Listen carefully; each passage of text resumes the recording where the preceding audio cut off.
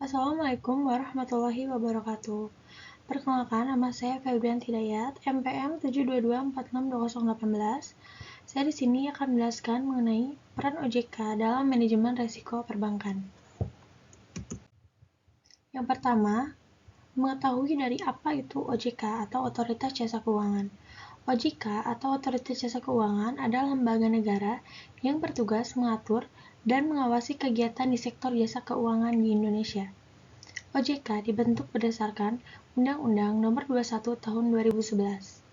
OJK memiliki beberapa tujuan, di antaranya yang pertama, menyelenggarakan kegiatan di sektor jasa keuangan secara teratur, adil, transparan, dan akuntabel.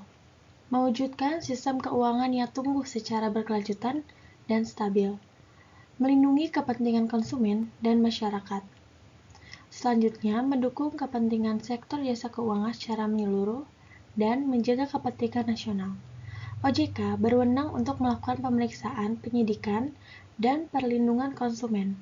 OJK mengatur seluruh industri jasa keuangan di Indonesia, termasuk perbankan, pasar modal, perasuransi, pembiayaan, dana pensiun, dan industri jasa keuangan lainnya. Manajemen risiko perbankan. Manajemen risiko adalah serangkaian metodologi dan prosedur yang digunakan untuk mengidentifikasi, mengukur, memantau, dan mengendalikan risiko yang timbul dari seluruh kegiatan usaha bank. Risiko pada perbankan diantaranya, yang pertama ada risiko kredit, ada risiko akibat kegagalan pihak lain dalam memenuhi kewajiban kepada bank. Yang kedua, ada risiko pasar. Adalah resiko pada posisi neraca dan rekening administratif termasuk transaksi derivable atau derivatif akibat perubahan secara keseluruhan dari kondisi pasar. Lalu yang ketiga ada resiko likuiditas. Adalah resiko akibat ketidakmampuan bank untuk memenuhi kewajiban yang jatuh tempo dari sumber pendanaan arus kas. Selanjutnya, ada resiko operasional.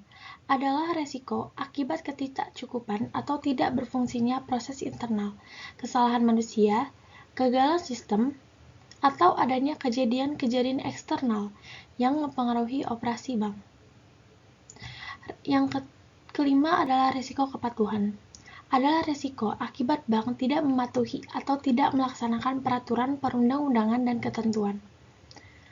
Lalu yang keenam ada resiko hukum.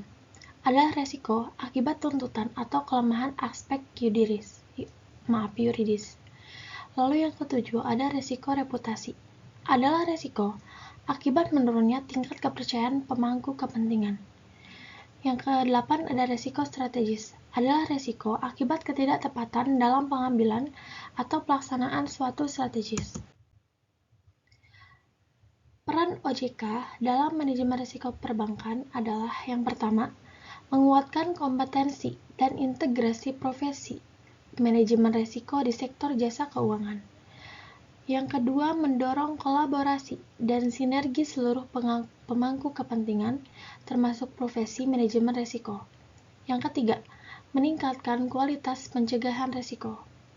Dalam POJK, manajemen risiko, bank wajib melakukan identifikasi, pengukuran, pemantauan, dan pengendalian risiko.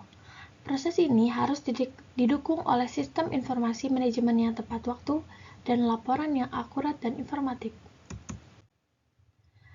Lalu OJK mengawasi risiko perbankan melalui beberapa cara, di antaranya yang pertama, menyusun peraturan dan kebijakan. OJK menetapkan ketentuan dan kebijakan perbankan untuk menciptakan perbankan yang sehat. Yang kedua, mengawasi bank secara langsung dan tidak langsung. OJK melakukan pengawasan langsung melalui pemeriksaan umum dan khusus serta pengawasan tidak langsung melalui pelaporan berkala dari bank. Yang ketiga, menjatuhkan sanksi. OJK menjatuhkan sanksi kepada bank yang tidak memenuhi ketentuan perundang-undangan. Yang keempat, melakukan penyidikan. OJK melakukan penyidikan di sektor perbankan bersama penyidik Kepolisian Negara Republik Indonesia atau Polri. Yang terakhir, melindungi konsumen. OJK memberikan informasi dan edukasi kepada masyarakat serta melayani pengaduan konsumen. Sekian presentasi dari saya. Mohon maaf bila banyak kesalahan kata atau pengucapan dan kekurangan. Wassalamualaikum warahmatullahi wabarakatuh.